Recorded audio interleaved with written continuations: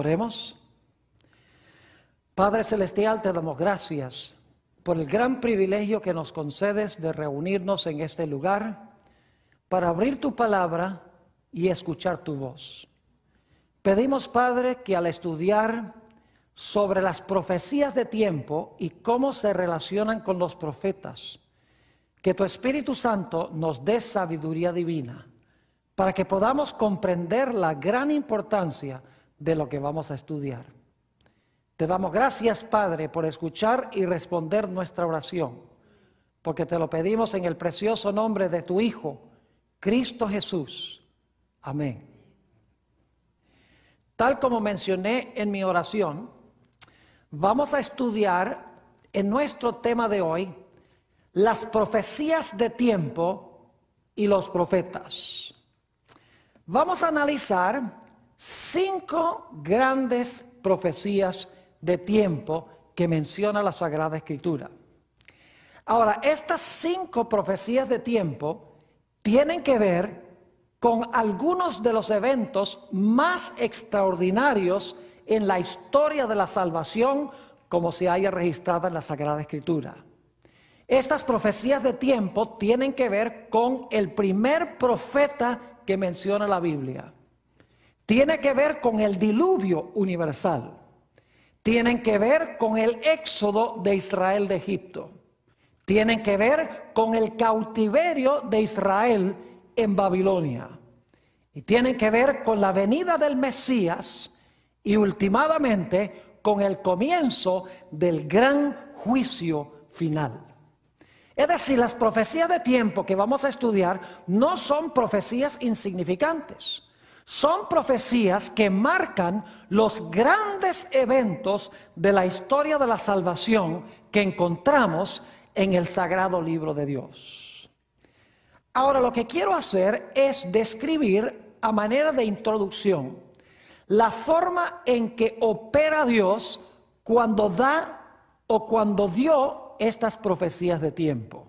Hay cierto proceso que sigue Dios cuando llama a un profeta y le da una profecía de tiempo.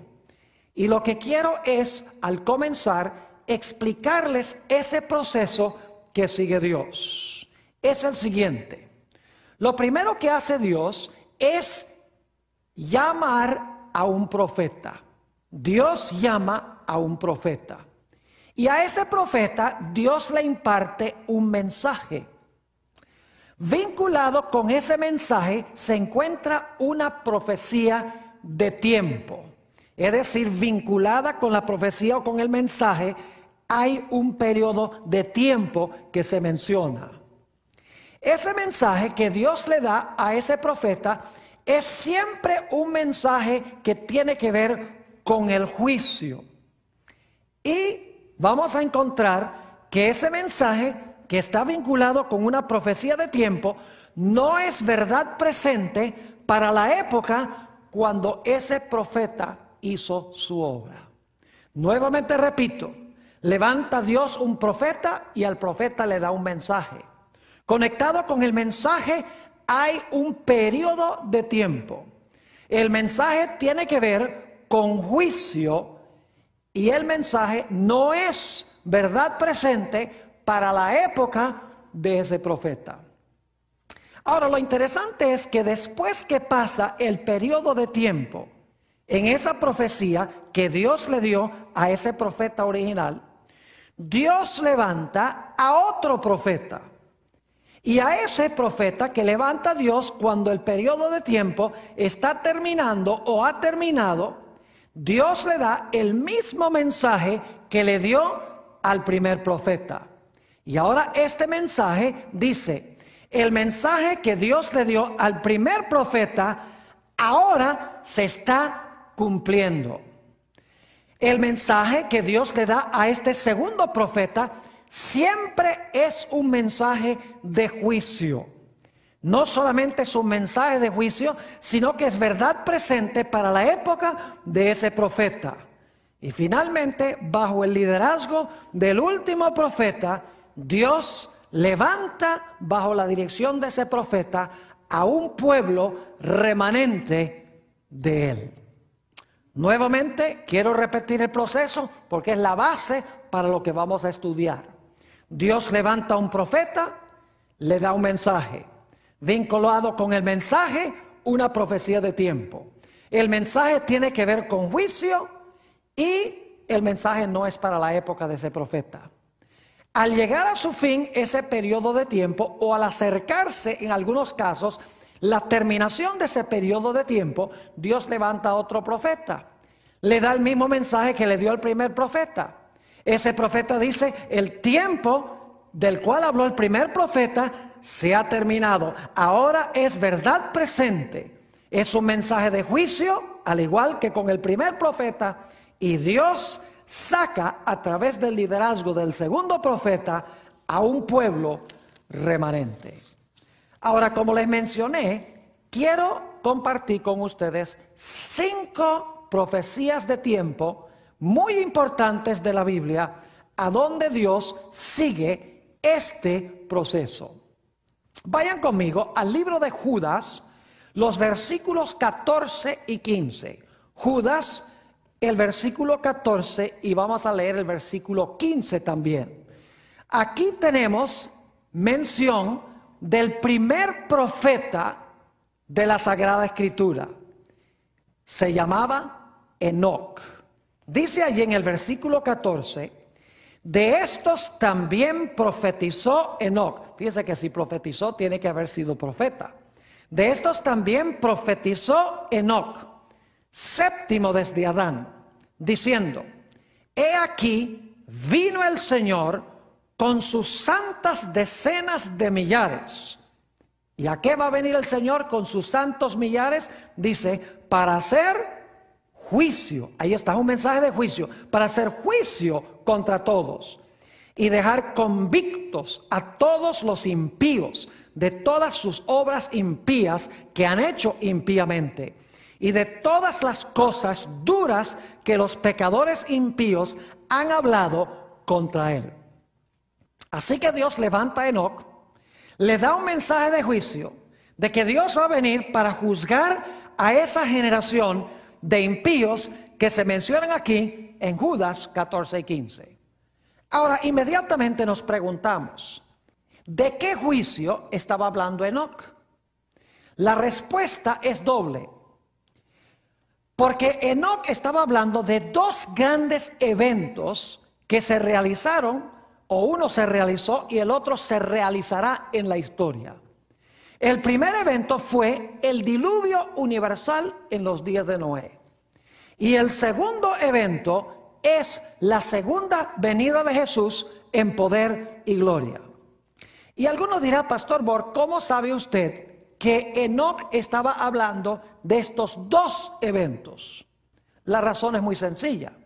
El Señor Jesucristo conectó los 2 eventos. En Mateo, el capítulo 24 y el versículo 37 al 39, Jesús nos explicó que lo que sucedió en los días de Noé sucederá de nuevo en los días cuando el Señor Jesucristo venga. Vamos a leer eso, San Mateo 24 y el versículo 37. Mas como en los días de Noé, así será la venida del Hijo del Hombre. Porque como en los días antes del diluvio estaban comiendo y bebiendo, casándose y dando en casamiento, hasta el día en que Noé entró en el arca, y no entendieron hasta que vino el diluvio y se los llevó a todos. Así será también la venida del Hijo del Hombre. Jesús conectó 2 eventos: el diluvio y la segunda venida. Así que Enoc, cuando dijo que Dios iba a venir en juicio, estaba hablando de estos 2 eventos. Estaba hablando del diluvio, cuando Dios iba a juzgar a los impíos de la raza humana, y está hablando de la segunda venida de Jesús. Ahora, alguno estará diciendo: está bien, Pastor Borg, el profeta primero de la Biblia, Enoc, Dios le dio un mensaje de juicio, de que Dios iba a venir en juicio, pero ¿dónde está aquí la profecía de tiempo que Dios le dio a Enoc? Bueno, para esto hay que estudiar con cuidado.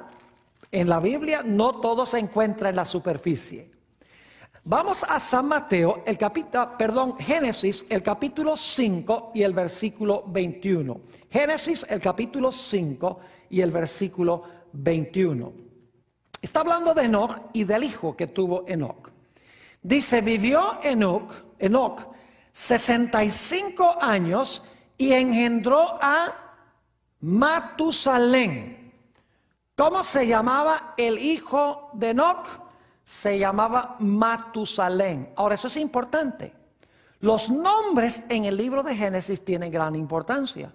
Más de 75 veces se enfatiza en Génesis la importancia del significado de los nombres. Por ejemplo, Abraham, Israel, Jacob, Sarai, Sara, Betel, Peniel. Cada uno de esos nombres tiene una importancia muy grande. Los nombres en Génesis no son meramente nombres, tienen un significado muy importante. Y claro, la pregunta clave es, ¿qué significa el nombre Matusalén? En realidad este nombre se compone de dos palabras hebreas, es un nombre compuesto. La primera parte del nombre Matusalén viene del hebreo mut, que significa morir. La segunda parte del nombre de Matusalén viene del hebreo shalach, que significa enviar, morir y enviar. Juntando esas dos palabras, el nombre Matusalén significa cuando muera será enviado. Cuando muera será enviado. Inmediatamente uno se pregunta, cuando muera será enviado ¿qué? La respuesta es muy sencilla. Enoc, al ponerle a su hijo el nombre Matusalén, le está poniendo una profecía de tiempo, porque está diciendo que cuando Matusalén muera, se va a cumplir el juicio del cual habla la Biblia en Judas 14 y 15. Es decir, cuando muera, será enviado el juicio del cual habló Enoc. Es decir, que Matusalén iba a morir el mismo año del diluvio. Y alguna persona dice, pastor, ¿usted tiene alguna forma de comprobar que Matusalén murió el año del diluvio? Bueno, no les estaría diciendo esto si no tuviera evidencia bíblica. En primer lugar, quiero mencionar que la tradición judía, que no la aceptamos como absoluta, pero la tradición judía explica que Matusalén murió 10 días antes del diluvio. Es decir, murió el año del diluvio 10 días antes. Ahora, la Biblia no dice 10 días antes, pero les voy a comprobar que la Biblia sí enseña que Matusalén murió el año del diluvio. Cuando muera, el juicio del diluvio será enviado. Noten lo que dice en Génesis el capítulo 5 y el versículo 25. Génesis 5 y el versículo 25. Dice allí, vivió Matusalén 187 años y engendró a Lamec. Quiero que anoten 187. Muy importante, desde que Matusalén nació hasta que tuvo a Lamec, vivió 187 años. Ahora, vamos al versículo 28. Dice, vivió Lamec desde cuando él nació 182 años y engendró un hijo. Y ese hijo se llamaba Noé. Así que tiene que sumarle a 187, 182. Ahora la pregunta es, ¿cuántos años tenía Noé cuando vino el diluvio? Noten Génesis el capítulo 7 y el versículo 11. Génesis 7 y el versículo 11. Dice así, el año 600 de la vida de Noé, en el mes segundo, a los 17 días del mes, aquel día fueron rotas todas las fuentes del grande abismo y las cataratas de los cielos fueron abiertas. ¿Cuántos años tenía Noé cuando vino el diluvio?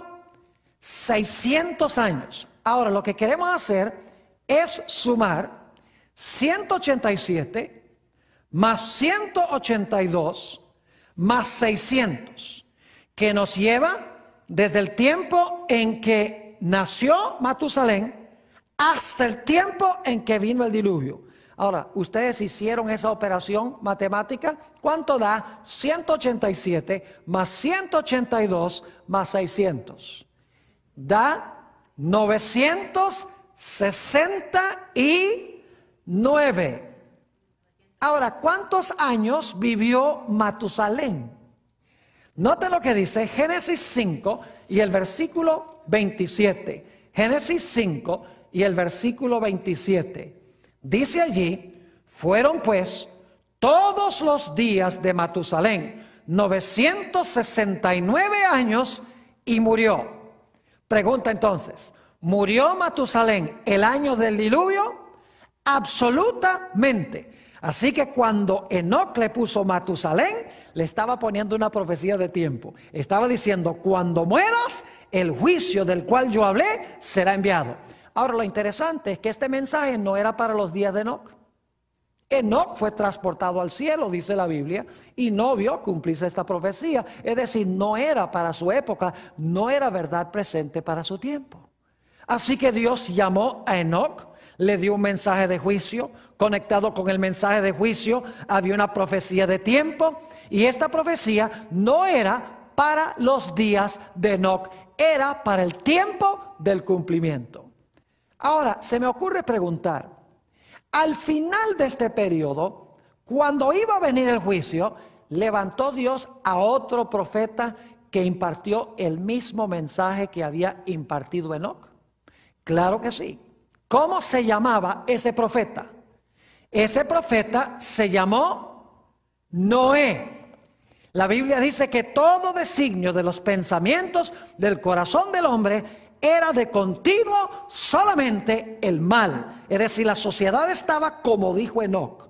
Y por lo tanto Dios ahora llama a Noé. Y Noé predica y le dice a la gente: el tiempo del cual habló Enoc se está terminando. Esa profecía se va a cumplir en este tiempo. Arrepiéntete y entrégate a Dios. Note lo que dice en cuanto a Noé en segunda de Pedro, el capítulo 2 y el versículo 5. Segunda de San Pedro, el capítulo 2 y el versículo 5. Está hablando de Noé. Y dice: y si no perdonó al mundo antiguo, sino que guardó a Noé, pregonero de justicia. La palabra pregonero significa predicador en griego. Predicador de justicia, con otras 7 personas, trayendo el diluvio sobre el mundo de los impíos. Yo pregunto, ¿es eso lo que profetizó Enoc, que Dios iba a castigar a los impíos por su impiedad? Claro que sí. ¿Y quién anunció que Dios lo iba a hacer en su época? Fue Noé. Noé fue el profeta que se levantó al final de este periodo e hizo verdad presente el mensaje que había proclamado anteriormente Enoc.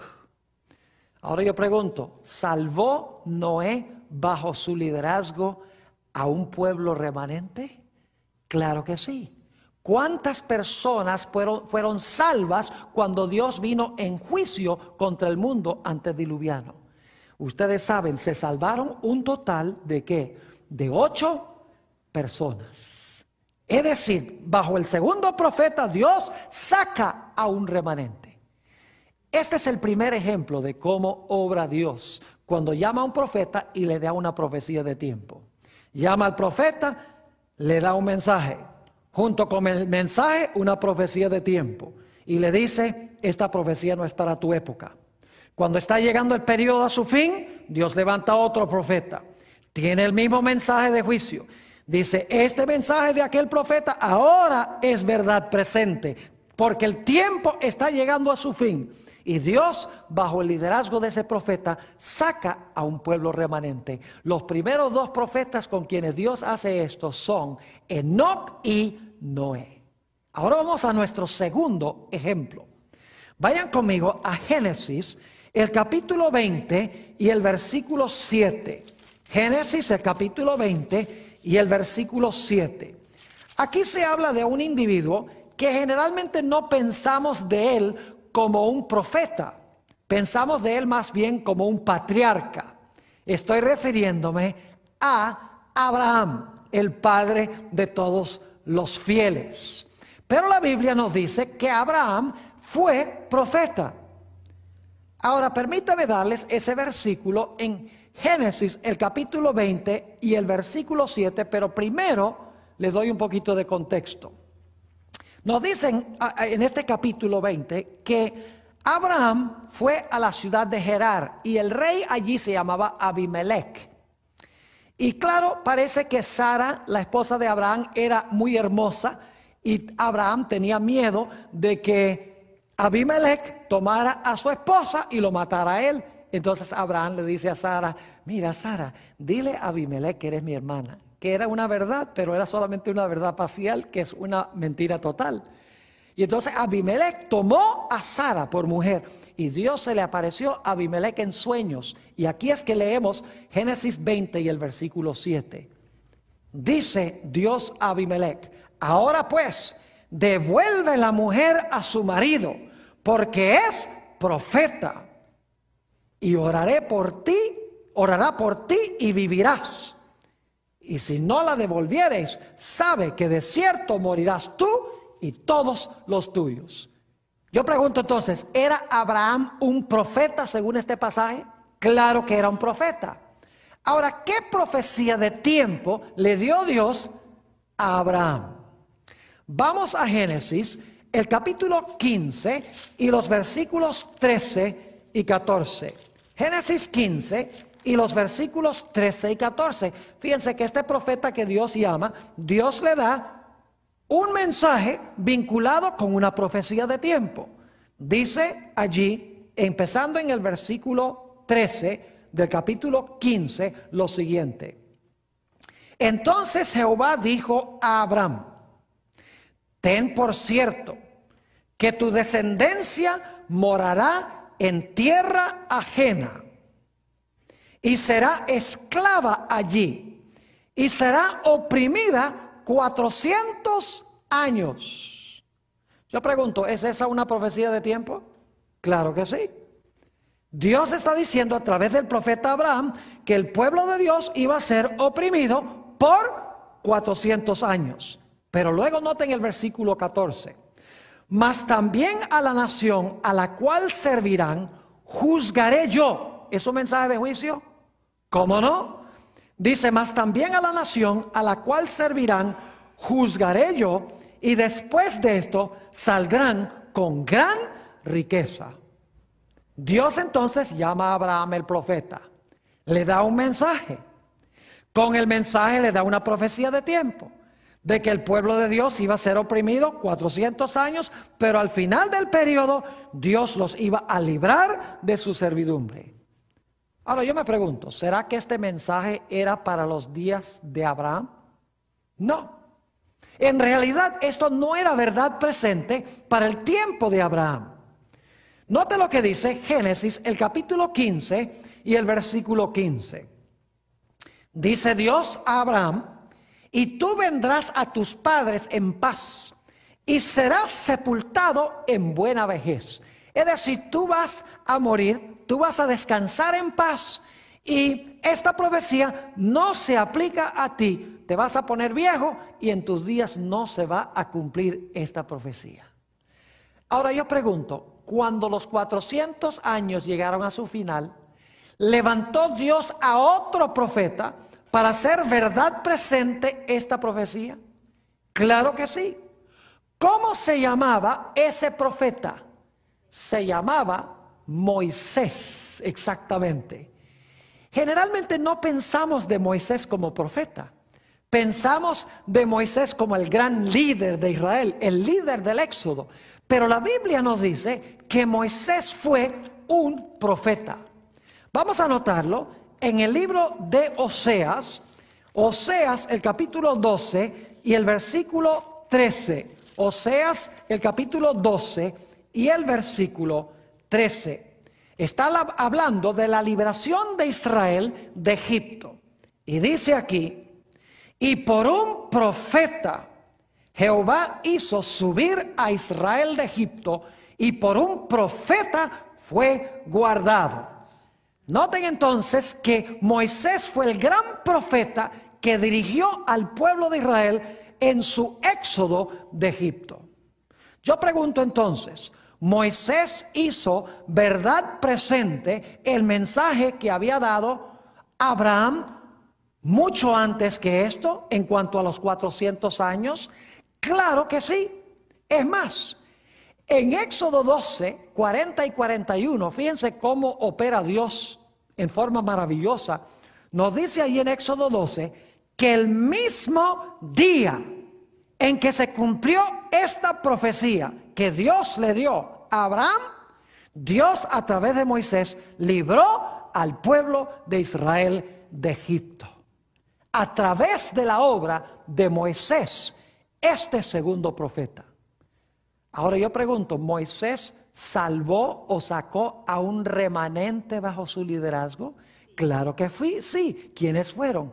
El pueblo de Israel fue salvado bajo el liderazgo de Moisés. Así que encontramos el mismo proceso.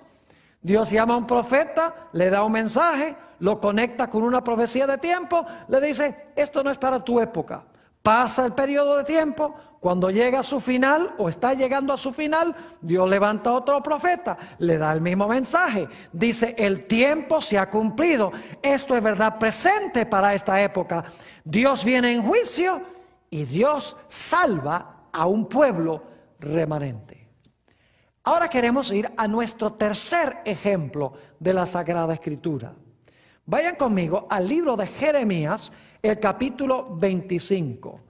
Jeremías, el capítulo 25, y voy a leer los versículos 11 y 12. Jeremías 25 y los versículos 11 y 12, les doy un poquito de contexto. El pueblo de Israel, después que salió de Egipto y se estableció en Canaán, constantemente apostató contra Dios. Y por lo tanto Dios dijo, los voy a llevar cautivos a Babilonia para que queden curados de la idolatría. Los voy a llevar allá a Babilonia, voy a permitir que Nabucodonosor los oprima por causa de su idolatría para ver si quedan curados de la idolatría. Ahora noten Jeremías, el capítulo 25 y los versículos 11 y 12. Dios está profetizando lo que va a suceder con su pueblo. Dice, toda esta tierra, que es la tierra de Judea, toda esta tierra será puesta en ruinas y en espanto. Y servirán estas naciones al rey de Babilonia, ¿cuánto tiempo? 70 años. Pregunta, ¿fue Jeremías un profeta? Yo no sé si es necesario leer un versículo de la Biblia. Vamos a hacerlo. No dejemos ningún punto sin cubrir. Vaya conmigo a Jeremías, el capítulo 1 y el versículo 5. Jeremías 1 y el versículo 5. Aquí dice que Dios llamó a Jeremías como profeta desde el vientre de su madre. Dice allí, en el versículo 5, antes que te formase en el vientre, aún antes dice aquí, te conocí. Y antes que nacieses, te santifiqué, te di por profeta a las naciones. Entonces, ¿fue Jeremías un profeta? Claro que sí. ¿Le dio Dios un mensaje? ¿Cómo no? ¿Ese mensaje estaba conectado con una profecía de tiempo? Claro que sí. Ahora, noten lo que dice el versículo 12 de Jeremías 25. Y cuando sean cumplidos los 70 años, es decir, cuando este periodo de tiempo llegue a su fin, castigaré al rey de Babilonia. ¿Va a venir en juicio Dios contra el rey de Babilonia? ¿Va a juzgarlo? Claro que sí. Dice, castigaré al rey de Babilonia y a aquella nación por su iniquidad, ha dicho Jehová, y a la tierra de los caldeos, y la convertiré en desiertos para siempre. Dios dice a través de Jeremías, voy a permitir que mi pueblo vaya cautivo a Babilonia. Allí van a permanecer 70 años. Al final de los 70 años, yo los voy a sacar y los voy a librar de Babilonia y van a regresar otra vez a su tierra. Muy interesante. Ahora yo pregunto, ¿esta profecía era para los días de Jeremías? No. En realidad Jeremías murió décadas antes de que se cumpliese esta profecía. Y sin embargo Dios llamó a Jeremías, le dio el mensaje era un mensaje de juicio, iba vinculado con una profecía de tiempo, pero Dios le dice a Jeremías, esto no es para tu época. Ahora yo pregunto, al final de este periodo, levantó Dios a otro profeta para apuntar a esta profecía y decir, mire, la profecía se ha cumplido, Dios va a librar a su pueblo. Claro que sí. ¿Quién fue ese profeta? Se llamó Daniel. Vayan conmigo a Daniel, el capítulo 9 y los versículos 1 y 2. Daniel 9 y los versículos 1 y también el versículo 2. Dice aquí, en el año primero de Darío, hijo de Asuero, dicho sea de paso, esto está sucediendo en el año 538 antes de Cristo. Babilonia acabó de caer el año anterior. 538. Los 70 años se terminan en el año 536, 2 años después. Y fíjense la profecía que está estudiando Daniel.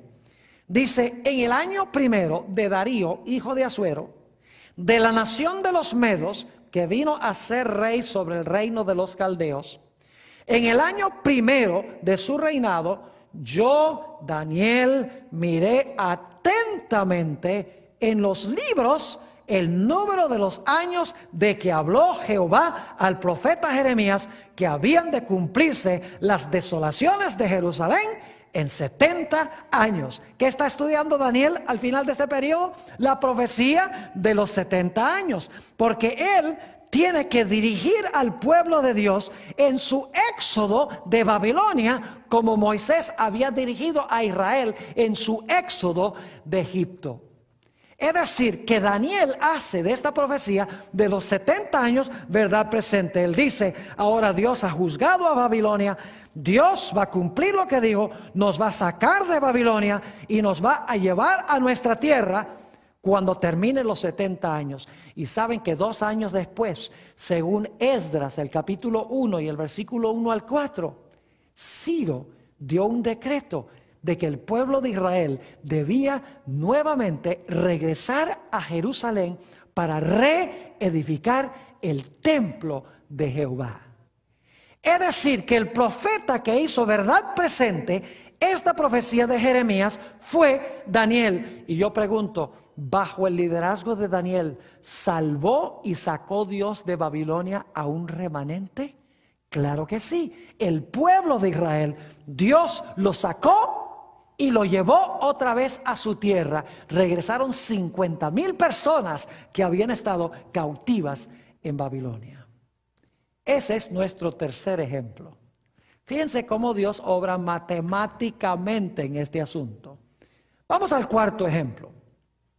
Hay otra profecía en el libro de Daniel que es muy importante. Se conoce como la profecía de las 70 semanas.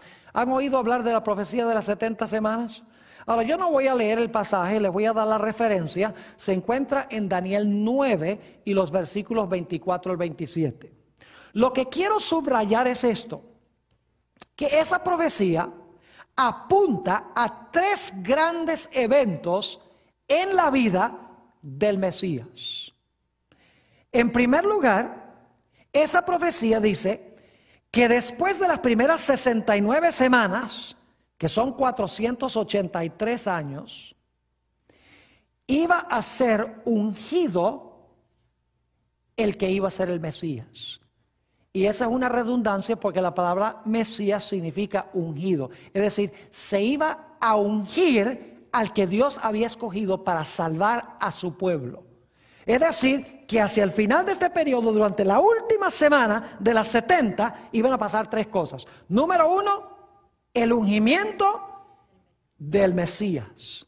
En segundo lugar, se enfatiza que a la mitad de esa última semana, es decir, después de los primeros 3 años y medio de esa semana número 70, se le iba a quitar la vida al Mesías. Dice que sería cortado. Y dice que causaría que los sacrificios y las ofrendas cesaran. Es decir, las ofrendas ya no iban a tener ningún significado, ninguna trascendencia. Y luego, el último evento es, por el rechazo del pueblo, del Mesías, la puerta de la gracia se iba a cerrar para la nación judía al terminar las 70 semanas. Eso sería en el año 34. Es decir, la última semana, exactamente como dice aquí, el Mesías iba a ser ungido, el Mesías durante esa semana iba a morir y durante esa semana se iba a cerrar la puerta de la gracia para la nación judía. Ahora yo pregunto, ¿este mensaje era verdad presente para los días de Daniel? No, porque esta es una profecía de 490 años. Los primeros 483 años iban a pasar 69 semanas, luego iba a venir la última semana. Daniel había muerto centenares de años antes de que se cumpliera esta profecía con el Mesías. Es decir, Dios le dio este mensaje a Daniel en cuanto a lo que iba a suceder al final de esta profecía, pero esa profecía no era para los días de Daniel. Ahora yo pregunto, ¿este mensaje que Dios le dio a Daniel era un mensaje de juicio? Sí. Claro que sí. ¿Por qué fue castigado el Señor Jesucristo? ¿Por qué murió el Señor Jesucristo? Fue juzgado por su Padre porque Él estaba cargando nuestros, ¿qué? Nuestros pecados. Y yo pregunto, cuando vino a Roma contra la ciudad de Jerusalén, ¿fue un juicio de Dios contra Jerusalén por haber rechazado al Mesías? Claro que sí. Es decir, que el mensaje que Dios le dio a Daniel era un mensaje de juicio. Era un mensaje conectado con una profecía de tiempo y no era para su época. Ahora yo pregunto, al final de este periodo, hacia el final de este periodo, levantó Dios a otro profeta que hizo verdad presente esta profecía. Claro que sí. ¿Cómo se llamó ese profeta? Se llamó Juan el Bautista. Vamos a anotarlo. Juan, el capítulo 1, el Evangelio según San Juan, el capítulo 1, y vamos a leer el versículo 29. Juan 1 y el versículo 29. Dicho sea de paso, ¿quién fue el que bautizó a Jesús? Juan el Bautista fue el que bautizó a Jesús, ¿verdad que sí? ¿Fue Jesús ungido cuando fue bautizado? Claro que sí. ¿Qué cayó sobre Jesús cuando él fue bautizado? El Espíritu Santo en forma de paloma, es decir, fue ungido por el Espíritu Santo. Por eso cuando Jesús inmediatamente después de ser bautizado, según Lucas 4, comenzó su ministerio en Nazaret y dice, el Espíritu de Dios es sobre mí y me ha ungido. Y luego habla para predicar a los que están tristes, a los encarcelados, a los pobres, etc. Es decir, había sido ungido por el Espíritu Santo cuando fue bautizado. ¿Y quién fue el que lo bautizó? Juan el Bautista. Recuerdan que en la profecía de las 70 semanas, el primer gran evento iba a ser el ungimiento del Mesías. Ahora, ¿cómo introdujo Juan el Bautista al Mesías? Noten Juan 1 y el versículo 29. El siguiente día vino Juan a Jesús. Vio Juan, a Jesús que venía a él. Y dijo, he aquí el que, el Cordero de Dios que quita el pecado del mundo. Noten el versículo 32. También dio Juan testimonio diciendo, vi al Espíritu que descendía del cielo como paloma y permaneció sobre él. Fíjense, ungido y lo presentó como el Cordero de Dios. Noten el versículo 36. Y mirando a Jesús que andaba por allí, dijo, he aquí el Cordero de Dios. Ahora yo pregunto, ¿qué era lo que pasaba con los corderos en Israel? Los corderos eran sacrificados. ¿Cuál era el segundo gran evento de la profecía de las 70 semanas? Que el Mesías iba a ser ¿qué? Cortado, que el Mesías iba a morir. Y Juan el Bautista lo introduce como el cordero que va a morir. Juan el Bautista lo bautiza y en ese momento Jesús es ungido. Ahora yo pregunto, ¿será que Juan el Bautista también habló a los judíos en cuanto al hecho de que si no se arrepentían se iba a cerrar la puerta de la oportunidad para ellos? Claro que sí. Vayan conmigo al Evangelio según San Mateo, el capítulo 3. San Mateo, el capítulo 3, y quiero leer el versículo 10. San Mateo, el capítulo 3 y el versículo 10. Aquí Juan el Bautista está comenzando su ministerio. Y vamos a leer el versículo 9 para el contexto. Dice Juan el Bautista: y no penséis decir dentro de vosotros mismos, a Abraham tenemos por padre. Es decir, no se jacten de que son judíos literales. Porque yo os digo que Dios puede levantar hijos a Abraham aún de estas piedras. Saben que en el deseado de todas las gentes dice que no estaba Juan apuntando a un montón de piedras, sino que estaba apuntando a los soldados gentiles que se habían presentado para el bautismo de Juan. Porque los judíos pensaban que los gentiles eran piedras, porque según ellos tenían un corazón de piedra. Les decían cerdos, porque supuestamente eran inmundos, y les decían también perros a los gentiles. Imagínense eso. Le decían piedras. Dios está diciendo a través de Juan el Bautista: mire, no piensen que son gran cosa porque son hijos de Abraham, porque Dios, si quiere, puede levantar hijos de Abraham de estos gentiles, si Él quiere. Y luego noten el versículo 10: y ya también el hacha está puesta a la raíz de los árboles. Fíjense, quiero que noten que está hablando de árboles y luego habla de uno. Dice, por tanto, todo árbol, singular, todo árbol que no da buen, ¿qué? Fruto, es cortado y echado ¿dónde? En el fuego. Yo pregunto, ¿es ese un mensaje de juicio? Sí. Oh, claro que sí. Ahora, ¿a qué árbol se estaba refiriendo Juan el Bautista cuando dijo cualquier árbol que no produzca fruto será cortado y echado en el fuego? En realidad estaba hablando del pueblo judío, que profesaban ser hijos de Abraham, pero sus obras, sus frutos mostraban que no eran hijos de Abraham. Ahora, yo quiero compartir con ustedes una historia, no la vamos a buscar, pero se las voy a relatar. Al final del ministerio de Jesús, solo unos pocos días antes de su muerte, Jesús vio en la distancia a una higuera y tenía hambre. Y le dice a los discípulos, miren, vamos allá a la higuera a ver si conseguimos algún fruto porque tengo hambre.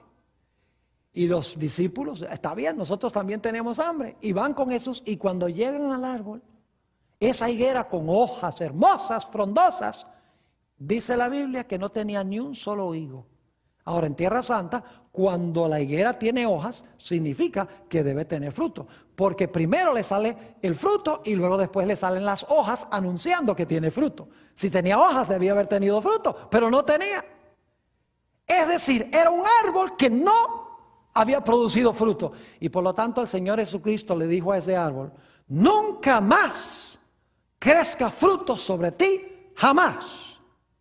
Y dice la Biblia que el siguiente día, cuando Jesús pasó con los discípulos por allí, esa higuera se había secado desde sus raíces. Esa higuera representaba al pueblo de Israel, que iba a rechazar al Mesías.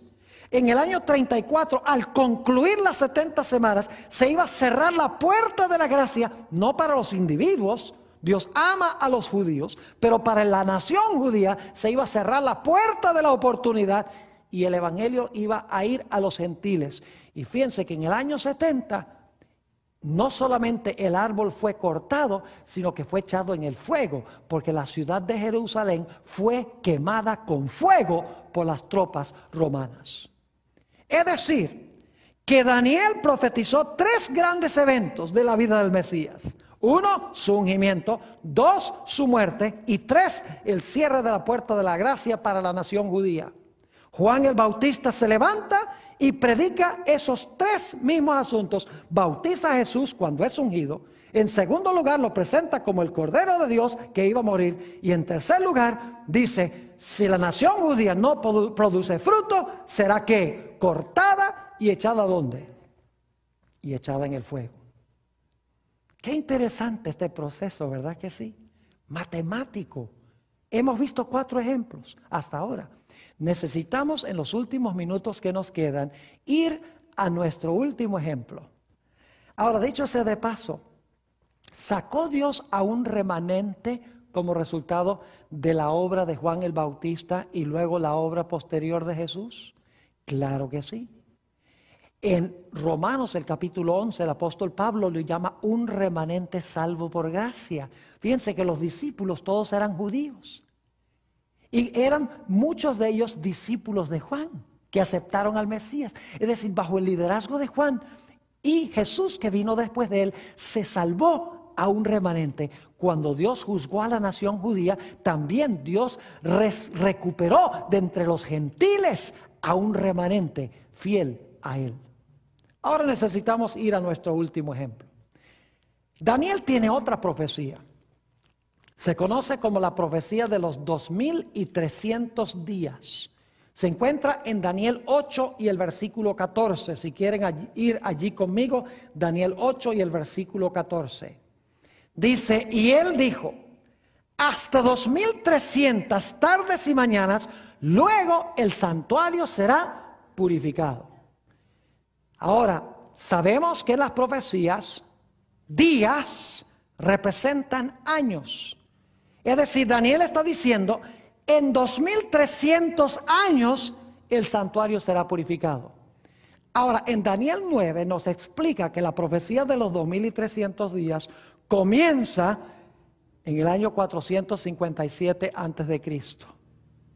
con el decreto de Artajerjes de restaurar y edificar la ciudad de Jerusalén. Ahí comienza la profecía de los 2300 días, es decir, las 70 semanas son la primera parte de la profecía de los 2300 días. Los 490 años de las 70 semanas son la primera porción de los 2300 días. Es decir, lo único que tenemos que hacer es empezar en el año 457 e ir hacia adelante 2300 años y vamos a llegar a la fecha de la purificación del santuario. Ahora escuchen bien, no puede ser este santuario el santuario terrenal. ¿Y saben por qué? Porque el santuario terrenal fue destruido en el año 70. Y esto nos lleva hasta el año 1844. En esa fecha no había santuario en la tierra, no había templo en la tierra, había sido destruido el templo judío por los romanos. Cuando vamos al libro de Hebreos, notamos que el templo de los cristianos es el templo celestial. El santuario en el cual obra Cristo es el santuario celestial. Así que en 1844, cuando dice que el santuario será purificado, significa que se iba a realizar una obra de juicio como la que sucedía en el día de expiación en Levítico el capítulo 16. Cuando todos los pecados que habían entrado al santuario durante el transcurso del año, una vez al año, al final del año, el santuario era purificado de esos pecados. Y eso representaba el gran juicio, porque se separaba a los justos de los injustos. Ahora yo pregunto, ¿esta profecía era para los días de Daniel? No. Noten Daniel el capítulo 12 y el versículo 4. Hablando de esta profecía de los 2300 días, Daniel 12 y el versículo 4, Dios le dice a Daniel, pero tú, Daniel, cierra las palabras y sella el libro. Es decir, esto no es para tu época, sella el libro, cierra el libro, séllalo. Y luego dice, hasta el tiempo del fin. Es decir, en el tiempo del fin se iba a quitar el sello. Muchos correrán de aquí para allá y la ciencia se aumentará. Es decir, el libro de Daniel no era para la época de Daniel, especialmente la parte que tiene que ver con los 2300 días, no era para los días de Daniel. Se iba a cumplir milenios antes o después de lo que había dicho Dios al profeta Daniel. Noten también el versículo 9 de Daniel 12. Dios le está hablando. Él respondió, anda Daniel, pues estas palabras están cerradas y selladas ¿hasta cuándo? Hasta el tiempo del fin. Es decir, esta profecía de los 2300 días no es para tu época. Ahora se me ocurre hacer esta pregunta. ¿Creen ustedes que al final de este periodo de tiempo Dios iba a levantar a otro profeta para hacer verdad presente el mensaje de Daniel 8:14? ¿Creen ustedes que alrededor del año 1844 Dios iba a levantar una voz profética que dijera la profecía de la cual habló Daniel, de un juicio, de la purificación del santuario, ahora se está cumpliendo? Se me ocurre hacer esa pregunta. ¿Creen que sí? Pues claro que sí. En todos los otros casos funcionó el mismo proceso. Esperaríamos entonces que en 1844 levantaría Dios a un profeta que predicaría el mismo mensaje que predicó Daniel en cuanto a los 2300 días, que iba a explicar lo que es la purificación del santuario, que iba a hablar sobre el inicio del juicio en el santuario. Eso esperaríamos. ¿Saben lo que es extraordinario? En diciembre del año 1844, después de lo que se conoce como el Gran Chasco, cuando Jesús no vino, estaban esperando que Jesús viniera a purificar el mundo, creían que este mundo era el santuario, aunque la Biblia no dice que el mundo es el santuario. Y quedaron chasqueados porque Jesús no vino. Los pioneros empezaron a estudiar las profecías después de esto y se dieron cuenta que el santuario no era el terrenal, sino el celestial. Y que la purificación del santuario no era la segunda venida, sino que era el comienzo del juicio en ese santuario celestial. Y Dios levantó a una persona para explicar lo que había pasado en 1844 para que la gente pudiera recibir ánimo y aliento. Diciembre de 1844, Dios levantó a una mujer llamada Elena G. de White. ¿Y sabe lo que es interesante? Ella podría haber hablado de muchas cosas. Podría haber hablado de la Trinidad, podría haber hablado primero de la salud, podría haber hablado primero del sábado, podría haber hablado primero de lo que pasa cuando una persona muere, podría haber hablado de muchas doctrinas bíblicas. Pero saben que si ustedes miran las primeras visiones que ella tuvo, se encuentran en el libro Primeros Escritos. Lo interesante es que ella se enfoca en lo que pasó en 1844. Quiere explicar por qué la gente quedó chasqueada y cómo Jesús inició el juicio en el santuario celestial en 1844. E inmediatamente uno se pregunta, ¿y por qué habló de eso? ¿Por qué no habló de otras cosas? La razón es muy sencilla. Para ser el verdadero profeta, necesitaba hablar sobre el mismo tema del cual habló Daniel. Sobre los 2300 días tenía que ser su predicación. Y ese fue el tema central de la predicación de Elena White al principio de su ministerio. Fue explicar la purificación del santuario y la razón del gran chasco. Ahora, ¿saben algo interesantísimo? Elena G. de White, Dios la usó para rescatar a un remanente de todas las iglesias cuando Dios comenzó este juicio. ¡Qué interesante! Se conoce como la iglesia adventista del séptimo día. La iglesia que cree que el juicio comenzó en el año 1844 y que mientras que Jesús purifica el santuario allá, el Espíritu Santo quiere purificar el santuario de nuestra vida acá. Ese es el propósito de los escritos de ella. Es hablar de la necesidad de purificación del templo del alma mientras Jesús purifica el santuario celestial del registro del pecado. Ahora, ¿saben algo interesante? Alrededor de esta fecha se levantaron muchos diferentes movimientos en esa misma región que se conoce como Nueva Inglaterra. Les comparto esto.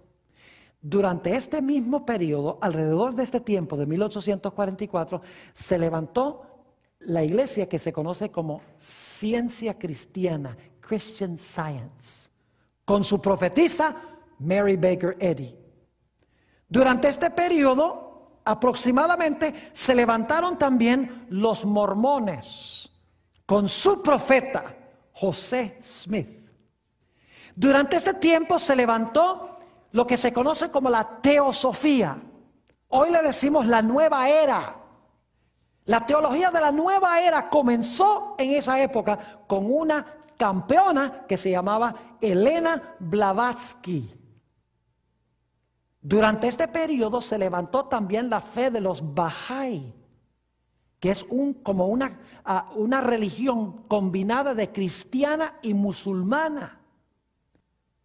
Interesante, se originó la religión de Bahá'í bajo su fundador, que profesaba ser profeta, Abdul Baha. Durante este tiempo se levantó el espiritismo moderno, primero con un hombre que se llamó Andrew Jackson Davis y luego con las hermanas Fox de la ciudad de Rochester, 1844 a 48 durante esa época. Durante este tiempo se levantó el pentecostalismo moderno con una mujer que se llama Margarita MacDonald. Durante este tiempo aproximado se levantaron los testigos de Jehová. Durante este tiempo se levantó Charles Darwin con su filosofía del evolucionismo. Durante este tiempo escribieron su filosofía Carlos Marx y Federico Engels, que llegó a ser la base del comunismo. Todos estos movimientos y muchos otros menores que no voy a mencionar se levantaron alrededor del año 1844. Yo pregunto, ¿por qué creen ustedes que esos movimientos, todos esos, se levantaron alrededor de 1844? Porque Satanás sabía cuándo se iba a cumplir la profecía de los 2300 días. Y él quería confundir las mentes de la gente, no sabiendo dónde estaba la verdad. Por eso levantó todos esos diferentes movimientos para que la gente estuviera confundida. Ahora algunos dicen, Pastor Bor, ¿cómo sabe usted que el movimiento adventista es el verdadero? Es muy sencillo. Elena G. de White fue la única que habló sobre la profecía de los 2300 días. Todos los demás hablaron de otras cosas. José Smith dijo que se podía casar uno con muchas mujeres, los testigos de Jehová, de que Jesús no es Dios, los Bahá'í, otras doctrinas, ciencia cristiana, de que no tenemos un cuerpo real, el espiritismo, que uno puede hablar con los muertos, el pentecostalismo, que uno debe hablar en lenguas. En otras palabras, toda clase de doctrinas enseñaban estos movimientos, pero había una sola profetisa que habló de los 2300 días y fue Elena White. Así que si están buscando cuándo encontrar el verdadero don profético y en qué pueblo, se puede hacer desde esta perspectiva matemática de la palabra de Dios. Así que lo único que nos vale es estudiar estos preciosos libros que Dios nos ha dejado.